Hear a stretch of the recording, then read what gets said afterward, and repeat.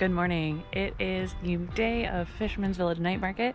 I am currently getting my car loaded up. I have a few things left to load, specifically my big tote that carries pretty much all of my product and then all my glassware. Otherwise, this is what she currently looks like.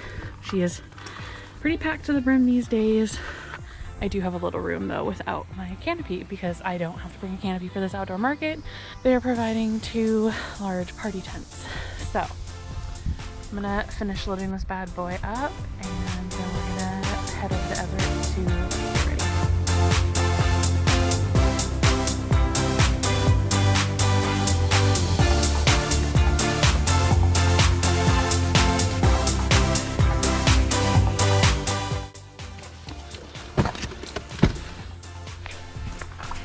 All right, other than my personal stuff and my register or cash box, we are all loaded up.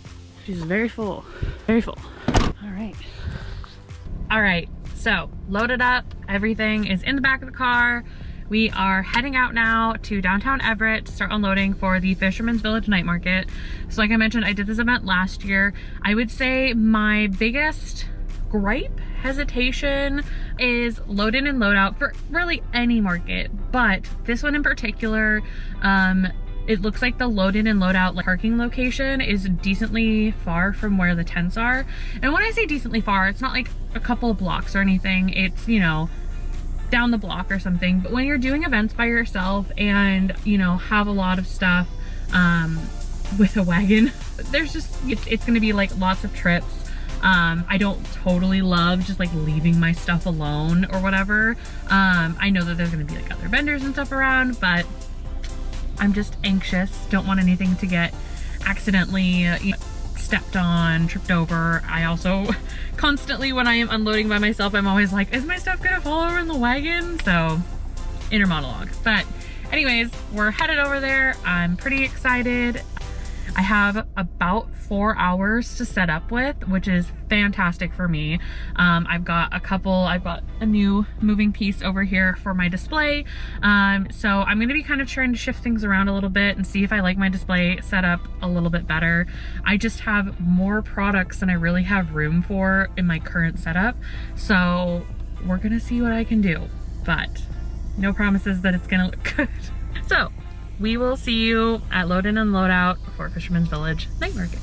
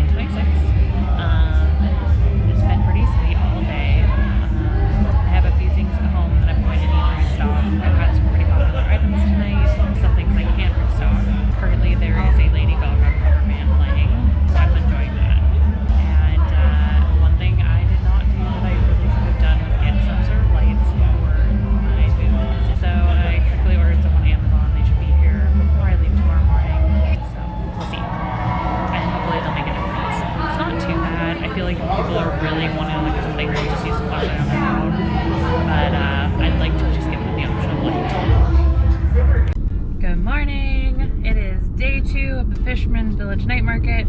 I'm exhausted. I didn't get enough sleep. I'm just really tired today. And I think in part this is played by the weather being a little bit dreary, but fingers crossed that we're gonna have some nice weather, but I did come more prepared today. I've got an extra sweatshirt and like a vest and stuff like that, because just like being in the tent, it gets cold and it stays cold. So I'd rather be over prepared than under prepared. So we'll see how today goes. Got lots of caffeine also because it's a 10-hour market day. It's currently almost 11 a.m. I'm heading into park. I had a snafu last night.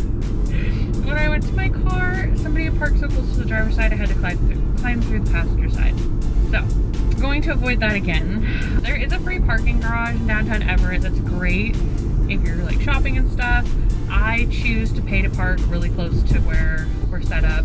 Because one, I'm generally by myself doing all of this. It's 10 o'clock at night. And yes, I know there's like a lot of people around, but everybody's really focused on their own stuff. So I choose to be closer and make my life easier. And if $12 will make my life easier, I'm gonna pay that $12. So I'm gonna go get a good parking spot, make sure that nobody can park too close to my driver's side. And we're gonna see how today goes. I'm hoping to get everything adjusted and set up and stuff. I had to make some more inventory last night, well, this morning. And if everything goes good, I'm gonna wander over to the other tent and say hello to some friends. And yeah, so pretty excited. I'm hoping that it'll be a good day. I was looking at my numbers and I am on track to hopefully sell just as much, if not more than last year. So I'm excited, and I guess we'll see what happens, and I will chat with you guys a little later.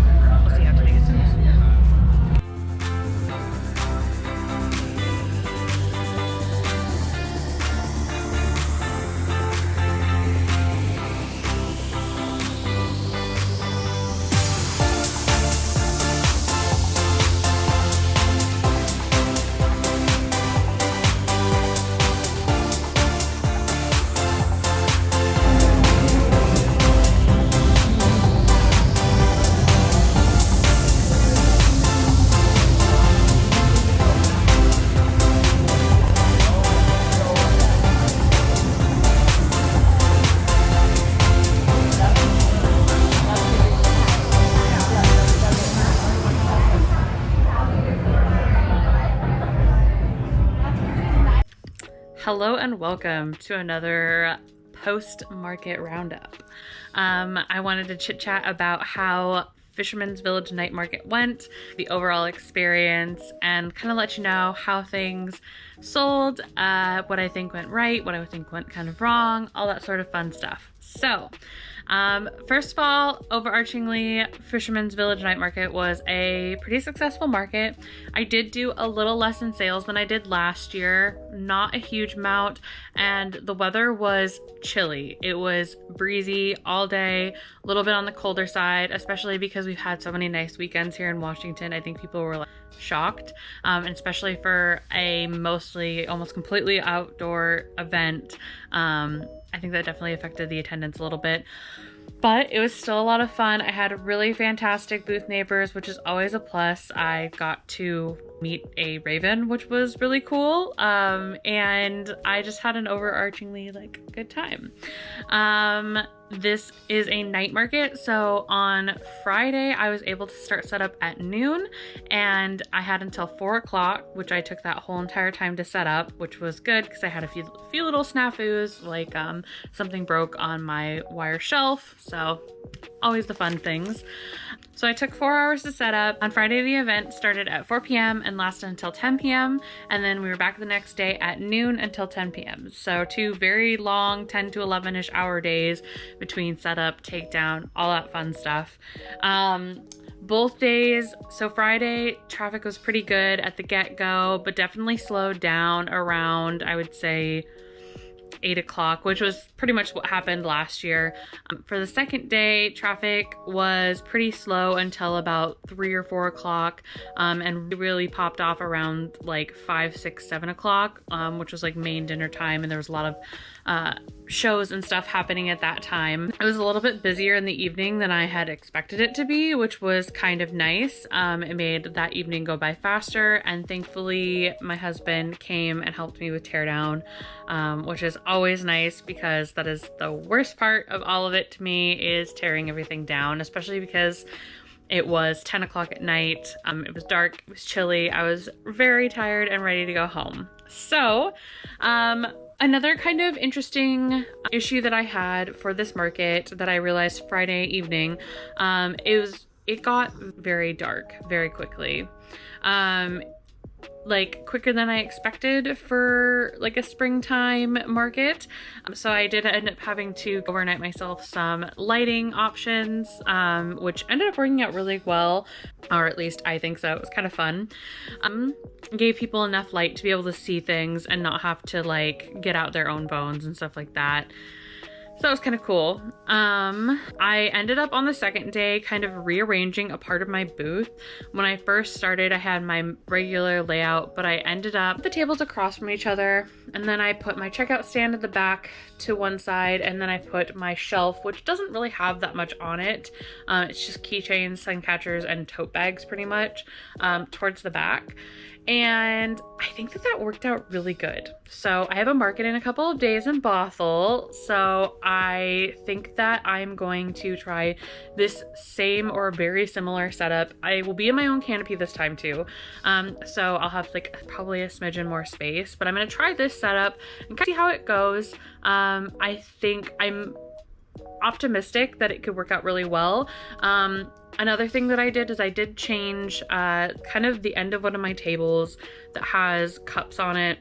Instead of having everything facing into me like I did all day on Friday, Saturday morning, I changed it so the end was more open, and that's where I have all of my cup koozies, and lo and behold, come Saturday, I sold way more of those, and that was really nice. So, speaking of sales, let's kind of get into the overarching recap of how my sales were. I had 118 different sales at my market, which was the highest amount I've had at my markets so far this year, to no one's surprise. And if you've watched any of my videos, it won't be surprising to you either. Straw toppers were my most popular item, with selling 36 of them. I actually definitely needed to restock even before this event. I didn't reorder any between Valley Made and Fisherman's Village Night Market. I probably should have. But I have restocked for my market this weekend and gotten some new ones, so exciting. The next top selling item was actually a tie between two items. Our coasters did really well, and then also individual sticker purchases did really well, which is awesome. A tie between 20-ounce glasses and the 4 for $10 sticker deal that I have, which I now have available on my website. So if you're ever looking to shop for stickers, I have a really great deal on my website. Woohoo! Both of those sold 17 20-ounce glasses and 17 4 for $10 sticker deals. After that, the next best selling was honestly a little bit of a surprise to me, and that was sun catchers with 16. And that was really exciting. I love the sun catchers. And after that was 13 keychains. Keychains have been doing really well this year, which is awesome. I love keychains. After that was chapstick keepers, and that was 10 of those. After that was actually very surprising, just because stationery never really does that great for me. It's more of my personal favorite item to offer. And so the next best selling thing was the 3x3 sticky notes, and I sold 8 of those, so pop off, love those. After that, another tie between mystery sticker packs and small cup koozies or drink sleeves, 7 of those. So really awesome to see the drink sleeves kind of getting some attention that they very much deserve. After that, then we had 5 bookmarks, 5 straws, 5 wristlets, and 5 pens. So lots of 5s. After that, 4 tote bags, which I've been large koozies I sold 4 of. Oh, and then I totally missed this one. Another item I sold 5 of was 16-ounce glasses. Did not sell very many of those, but that's okay. That just means I don't have to prep as many. Let's see. After that, then I sold 2 sticker sheets, 1 pack of 3 pens, because I have like a little 3-pack, 1 spiral notebook, and I did not sell any of the glass mugs and no 5x7 notepads. So that's kind of the gist of how everything went. Like I said, 118 sales for a total of 216 individual items bought. So very exciting. It was a really great time, a really great turnout. Yeah, I am working on getting my website updated after my market this weekend. I have another market in downtown Bothell. It's on the 25th from 10 to 4. I probably won't get this video posted before that market happens, but I'm slowly figuring out my market schedule for the rest of this year. I just booked another market for August.